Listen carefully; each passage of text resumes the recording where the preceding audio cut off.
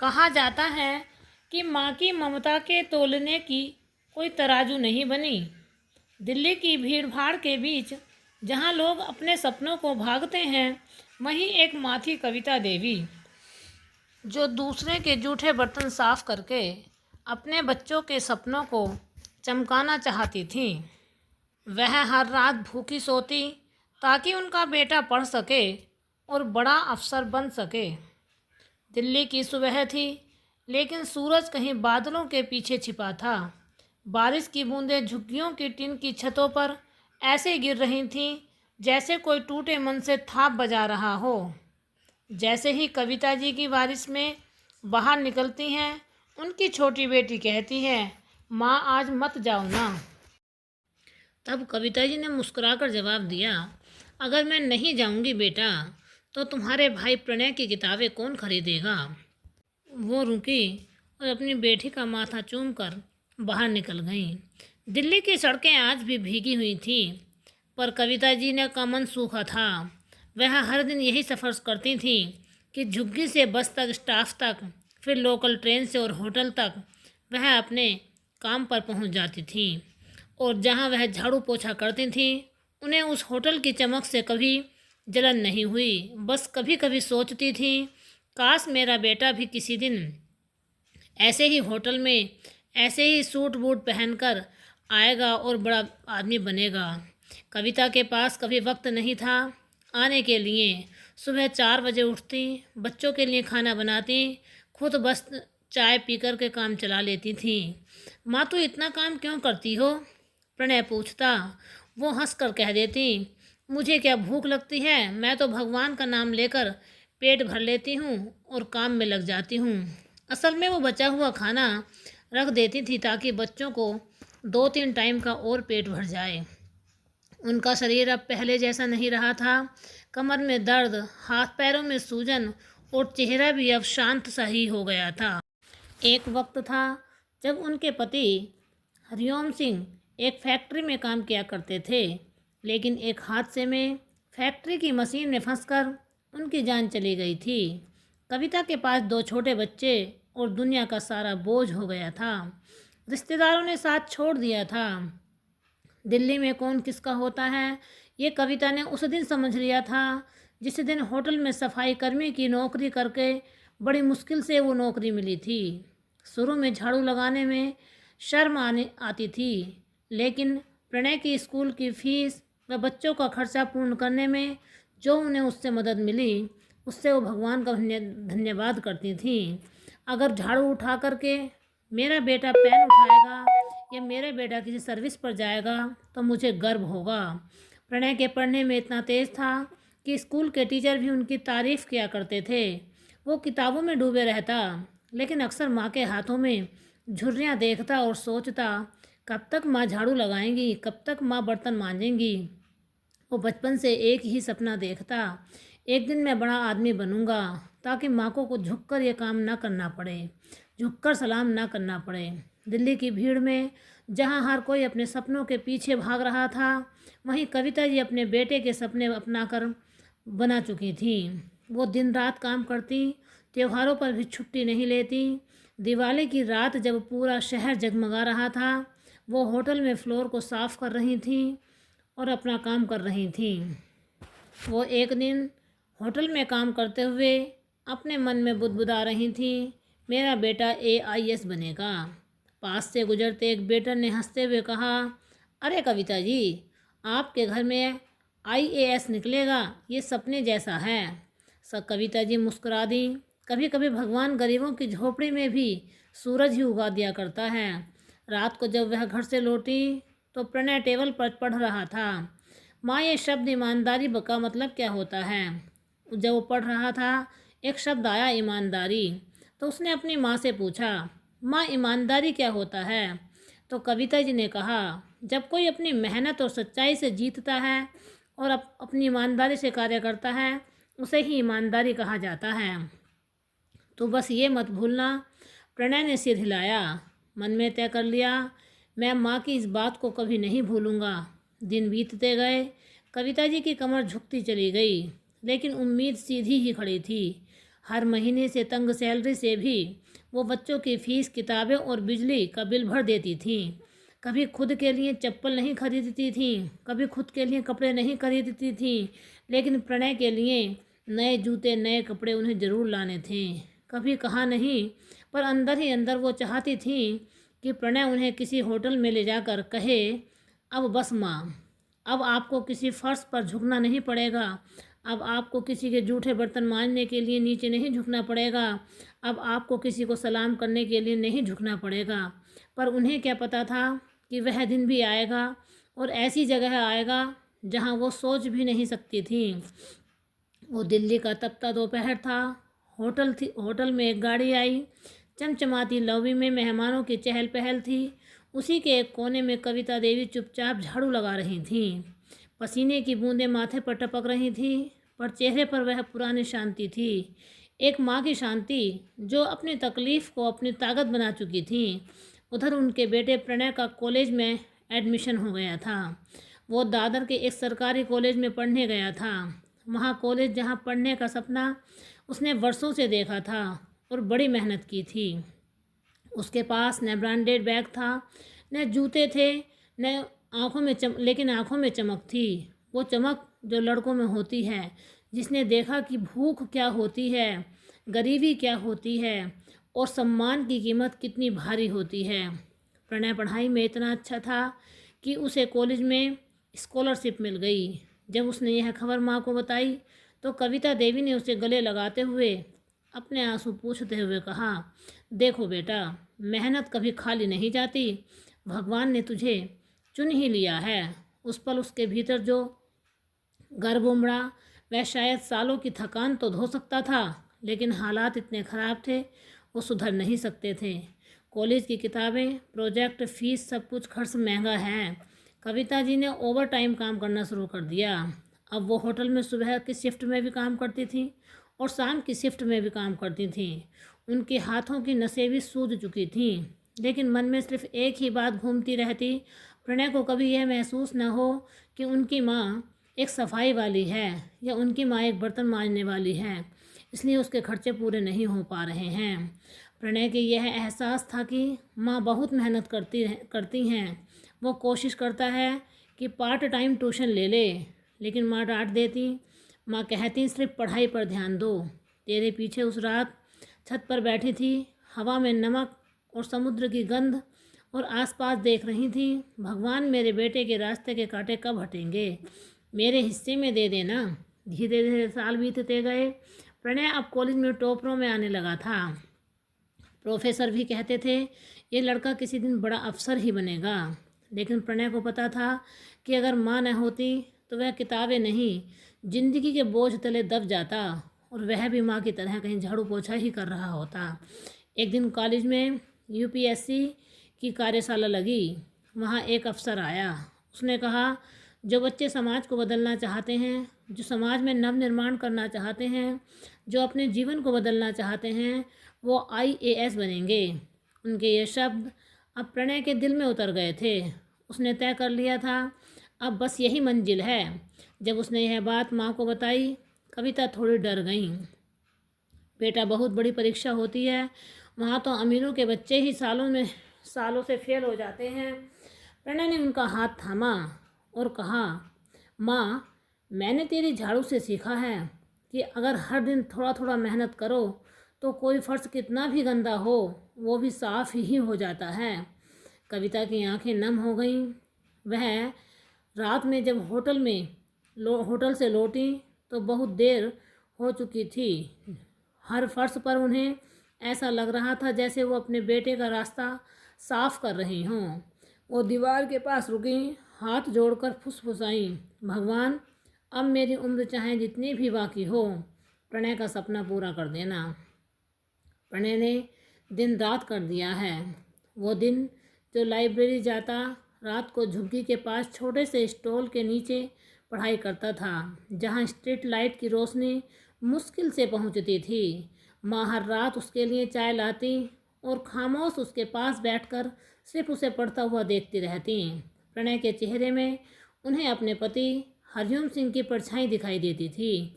वही जिद, वही ईमानदारी। जब वह थक जाता तो माँ उसके सिर में तेल लगाती और उसको सुला देती थी। बेटा, जो तेरा है वह तुझसे कोई नहीं छीन सकता, बस अपने कदम थामे रख। प्रणय मुस्कुरा देता। माँ, जब तेरे जैसे लोग भगवान से प्रार्थना करते हैं तो किस्मत भी डर जाती है ना। वक्त बीतता गया। प्रणय ने पहली बार में यूपीएससी की परीक्षा पास नहीं कर पाया, लेकिन दूसरी बार जब रिजल्ट आया तो उसका नाम अर्जुन कविता पहले ही पन्ने पर था। उस दिन कविता देवी होटल में अपना पोछा लगा रही थीं और बर्तन साफ कर रही थीं। अर्जुन भागता हुआ, प्रणय भागता हुआ अंदर आया, आंखों में आंसू और हाथ में मोबाइल। माँ, आईएएस बन गया मैं। कविता कुछ पल के लिए थम गई। उनके हाथ से पोछा गिर गया, आंखों से आंसू बह निकले। वर्षों से भीतर सुलग रहे थे वो बोली, आज मेरी दुनिया चमक गई बेटा। अब अगर मैं मर भी जाऊं तो मुझे कोई अफसोस नहीं। प्रणय ने उनके हाथों से गंदे गंदे हाथ थाम लिए। अब मैं तुझे इस झाड़ू पोछे को नहीं करने दूंगा, आज़ाद कर दूंगा माँ। वो दिन कविता के लिए किसी नए जन्म जैसा था। उसकी मेहनत, उसकी तपस्या रंग लाई थी, लेकिन उन्हें क्या पता था कि जिंदगी के पन्नों में एक और इम्तिहान बाकी था, वो भी सबसे बड़ा, सबसे दर्दनाक। दिल्ली के मरीन ड्राइव पर सूरज ढल रहा था। लहरें दीवार से टकराकर लौट रही थीं, जैसे वक्त प्रणय के पैरों को छूकर लौट रहा हो।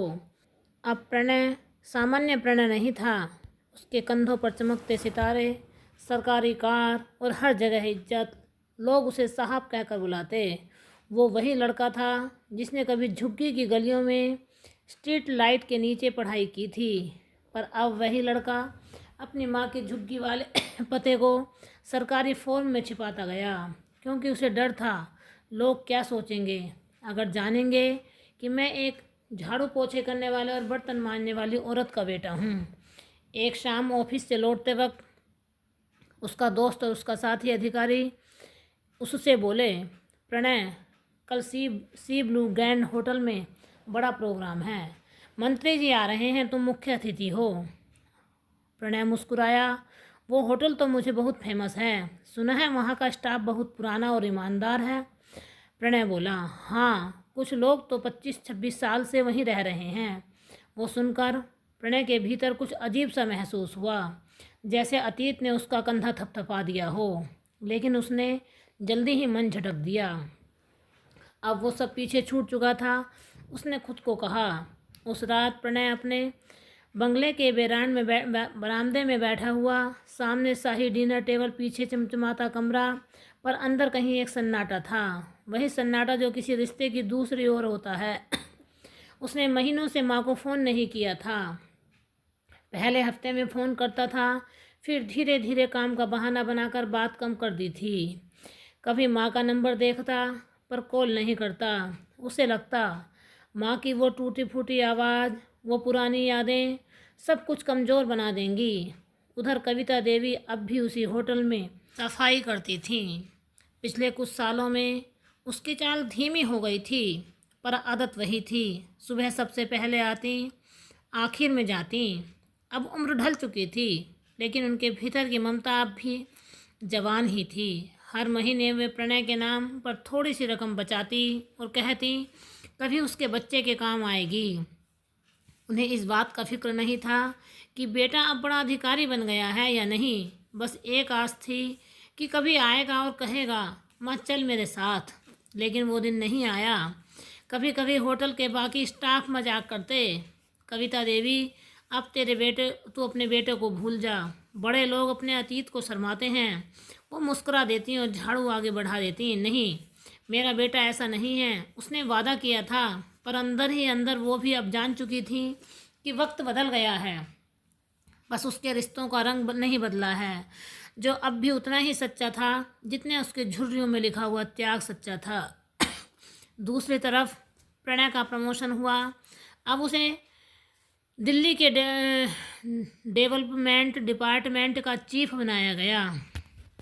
उसका पहला कार्य था दिल्ली में होटल वर्कर्स वेलफेयर स्कीम को लॉन्च करना। अब और उसी स्कीम का उद्घाटन होना था सी ब्लू ग्रैंड होटल में। नियति मुस्कुरा रही थी। कार्यक्रम में एक दिन पहले ही प्रणय ने फाइल पलटते हुए कहा, कभी सोचा ही नहीं था कि उस होटल में अफसर बनकर जाऊंगा जहां कभी किसी ने कहा था गरीबों के सपने सिर्फ झोपड़ी तक ही रहते हैं। वो दिन आ गया। सुबह 10 बजे होटल में जब तैयारियां चल रही थीं, लाल कालीन बिछाया जा रहा था, स्टाफ लाइन में खड़ा था। कविता देवी भी वहीं खड़ी थी, सफ़ेद यूनिफॉर्म में, हाथ में झाड़ू लिए हुए, कमर झुकाकर फर्श चमका रही थीं और मन ही मन भगवान का नाम भी ले रही थीं। आज होटल में कोई बड़ा अफसर आने वाला है। मैनेजर ने कहा। कविता ने हल्की हंसी के साथ जवाब दिया, भगवान करे वो अफसर अपने माँ बाप की इज्जत करना जानता हो। कुछ देर बाद होटल के बाहर सरकारी गाड़ी रुकी। एक कार जो सबसे बड़ी थी, जिसमें नीली लाइट लगी हुई थी, उसमें प्रणय बैठा हुआ था, सूट बूट में, सिर ऊंचा, आंखों में आत्मविश्वास। पूरा होटल स्टाफ झुककर सलाम कर रहा था। कविता ने भी झुककर नमस्ते की, बिना देखे वो कौन है। फिर जैसे ही उसने सिर उठाया, सामने उसका बेटा खड़ा था। पैर थम गए, सांसें रुक गईं, आंखें नम हो गईं। वो वहीं ठहर गई, एक फर्श पर झुकी माँ। सामने मंच पर उसका अफसर बेटा बैठा हुआ था। किस्मत ने दोनों में एक ही छत के नीचे खड़ा कर दिया था, बस रिश्ते की ऊंचाई और ज़मीन अलग अलग थी। साहब आ गए। होटल के गेट पर यह आवाज़ गूंजी जिसमें कविता जी ने भी यह आवाज़ दी। सभी कर्मचारी झुककर स्वागत करने लगे। लाल कालीन पर कदम रखते हुए प्रणय ने उनकी कलाई की घड़ी देखी। समय पर पहुंच गया, उसने कहा। फ़ोटो खींचने लगी, मीडिया कैमरे चलने लगे। जैसे ही होटल का मैनेजर झुककर बोला, सर अंदर आइए, हम सब आपका ही इंतज़ार कर रहे थे। प्रणय मुस्कुराया, सिर हिलाया, कदम आगे बढ़ाया। वहीं कोने में कविता देवी झुकी हुई थीं, फर्श पर पोंछा लगा रही थीं। उनके हाथ काम कर रहे थे, लेकिन दिमाग किसी अजीब सी रहन में था। कानों में किसी की जानी पहचानी आवाज़ मिल रही थी, मिलिए हमारे मुख्य अतिथि श्री प्रणय देवल से। उनके हाथ में पोंछा गिर गया। वो पीछे पलटी और आंखों के सामने वही चेहरा था जो चेहरा उन्होंने वर्षों से पहले उनकी गोद में उठकर सपनों की ओर चला गया था। उनकी सांसें रुक गईं, गला सूख गया, जबान से आवाज़ नहीं निकल पा रही थी। बहुत कोशिशों के बाद कुछ पल के लिए वह खड़ी रह गईं, भीड़ के बीच में अपनी सफाई की यूनिफॉर्म में, हाथ में गंदे कपड़े, और सामने मंच पर खड़ा उनका बेटा, सफ़ेद शर्ट, नीला ब्लेजर, IAS बैज चमकाता हुआ। प्रणय की नज़र भी उस दिशा में पड़ी। एक पल के लिए उसे कुछ अजीब सा लगा, वो चेहरा जाना पहचाना सा लगा, लेकिन उसकी समझ कहती नहीं कि ये बस संयोग है। मेरी माँ तो यहाँ नहीं हो सकती। पर दिल मान नहीं रहा था। माँ ने थरथराते होठों से कहा, प्रणय, धीरे आवाज़ में। आवाज़ इतनी धीरे थी कि भीड़ के शोर में वो शब्द खो सा गया था, पर अर्जुन के कानों में प्रणय ने ये बात सुन ली थी और दिल ने उसको पहचान लिया था। वो पल जब माँ बेटे की आंखें मिली, वक्त जैसे ठहर सा गया हो। भीड़, कैमरे, अफसर, पत्रकार, सब कुछ धुंधला से गए हों। बस दो आंखें थीं, एक में गर्व और दूसरी में पछतावा। सर आप मंच पर चलिए, किसी ने कहा। प्रणय ने खुद को संभाला और आगे बढ़ा। मंच पर खड़े होकर उसने माइक पकड़ा। महानुभावों, आज हम दिल्ली के मेहनती वर्कर्स के लिए एक नई योजना शुरू करने जा रहे हैं। पर शब्द गले में ही फंस गए। आंखें बार बार उसी कोने की ओर जाती जहां उसकी माँ अब भी खड़ी थी, सिर झुकाए, हाथ में कपड़ा लिए। सर, पीछे से किसी ने धीरे से टोका। प्रणय ने खुद को संभाला, पर अब भीतर से एक तूफान था। उधर कविता धीरे धीरे पीछे हट रही थीं। उनकी आंखें भर आईं, लेकिन चेहरे पर गर्व की मुस्कान थी। उन्होंने फर्श पर गिरे अपने कपड़े उठाए और भगवान की मूर्ति की तरफ देखा। धन्यवाद प्रभु, आज मेरे बेटे को यहाँ तक पहुँचाया। उन्होंने फुसफुसाया और वहाँ से वो भीतर कहीं जाने लगी। गहराई में एक टीस थी, काश वो पहचान लेता। कार्यक्रम खत्म हुआ। लोग प्रणय से हाथ मिला रहे थे, फोटो खिंचवा रहे थे, पर वो हर मुस्कान के पीछे माँ का चेहरा देख रहा था। वो चेहरा जिसने अपनी भूख मिटाकर उसके सपनों को सींचा था। आखिरकार जब सब चले गए तो वो वहीं रुक गया। मैनेजर साहब, उसने कहा, यहाँ जो बुजुर्ग महिलाएं हैं वो फर्श साफ करती हैं, उनका नाम क्या है? मैनेजर ने जवाब दिया, कविता देवी सर। बहुत पुरानी हैं, 25 साल से काम कर रही हैं, बहुत ईमानदार हैं। प्रणय के शरीर में बिजली सी दौड़ गई। कविता देवी, उसने धीरे से दोहराया। गला सूख गया और आंखों में वो सारी पुरानी यादें उमड़ आईं। बारिश वाली सुबह, माँ की चाय, झोपड़ी की रोशनी और वो झाड़ू जो उसके सपनों की बुनियाद थी। वो तेजी से होटल के सर्विस कॉरिडोर की ओर भागा। उधर कविता एक कोने में बैठी थी, अपने थके हाथों को सहला रही थी। पीछे से किसी ने पुकारा, माँ। वो शब्द जैसे हवा को चीर गए हों। कविता ने पलट कर देखा, सामने उसका बेटा खड़ा था। आंखों से बहते आंसू, सूट की जगह विनम्रता का आवरण। प्रणय, वो बस इतना ही कह पाई। प्रणय उनके कदमों में गिर पड़ा। माँ, मुझे माफ़ कर दो, मुझे गलती हो गई, मैं तुझे पहचान नहीं पाया, मैं खुद को बड़ा समझने लगा, पर तू ही सबसे बड़ी पहचान है। वो माँ का हाथ पकड़कर रोने लगा। कविता के आंसू उसके गालों पर गिरे। नहीं बेटा, मुझे तुझ पर गर्व है, तू बड़ा आदमी बन गया है। प्रणय ने सिर हिलाया। नहीं माँ, मैं बड़ा नहीं, मैं तो आज तक तेरा ही फर्ज हूँ, जिस पर तूने मेहनत से सपने लिखे हैं। उस दृश्य को देखकर होटल का पूरा स्टाफ सन्न रह गया। किसी ने देखा, IAS अधिकारी जमीन पर अपनी माँ के पैरों पर झुका हुआ है। कैमरे चमके, लेकिन अब वो फोटो सिर्फ एक अफसर की नहीं, इंसानियत की झलक थी। और वो होटल सी ब्लू ग्रैंड के हॉल में अपना सन्नाटा था। मेहमान जा चुके थे, पर हवा में अनचाहा भाव भी तैर रहा था। अर्जुन अभी अपनी माँ के पैरों में ही झुका हुआ था। कविता देवी ने उसके बालों पर हाथ फेरा, जैसे बचपन में किया करती थी। बेटा उठ जा। सब देख रहे थे, उन्होंने कहा। प्रणय ने सिर उठाया। आंखें लाल थीं, पर मन हल्का था। माँ, आज जो सब देख रहे हैं वो सच देख रहे हैं। मैं छुपाना नहीं चाहता कि मैं कौन हूँ। वो खड़ा हुआ और माइक की तरफ बढ़ा। हाल में कुछ पत्रकार अब भी मौजूद थे। प्रणय ने एक गहरी सांस ली और कहा, दोस्तों, आप सबने आज एक अफसर को देखा, लेकिन अब मैं चाहता हूँ आप एक बेटे को भी देखें। हाल में खामोशी फैल गई।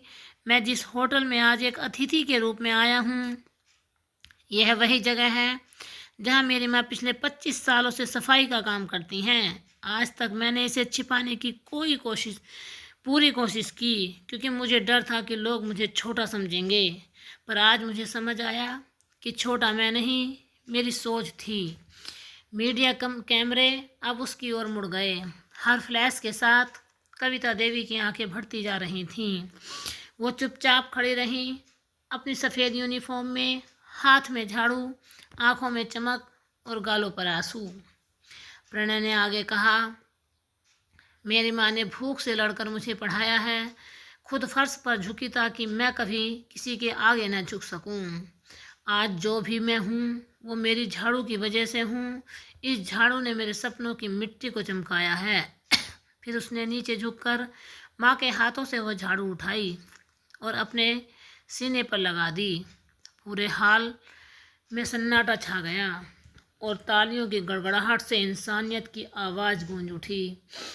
कविता देवी रो रही थीं, पर हर यह खुशी के आंसू उसका बेटा, जो कभी अपनी माँ को छिपाता था, आज पूरी दुनिया के सामने कह रहा था, यह मेरी माँ है और मैं इसे गर्व करता हूँ।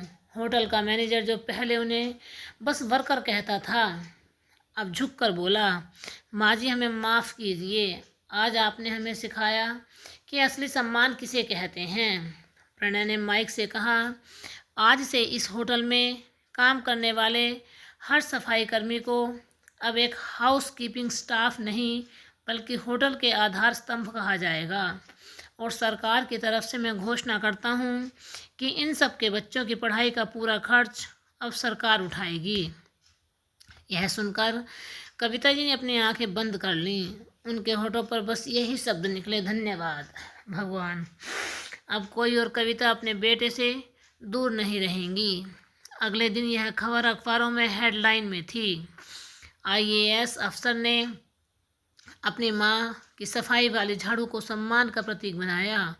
नीचे फोटो में लिखा हुआ था, एक बेटा अपनी माँ के पैरों में झुका हुआ था, माँ के हाथ में झाड़ू। पूरा देश उस तस्वीर से रो पड़ा। लोग कहते हैं अगर हर बेटा ऐसा हो जाए जो कोई माँ झुके नहीं तो गरीबी शर्म की बात ही ना रहेगी। शाम को प्रणय बंगला में लौटा। वो अब भी उसी विनम्रता में था। रात को माँ को साथ लेकर वो पहली बार सी लिंक के पास बैठा।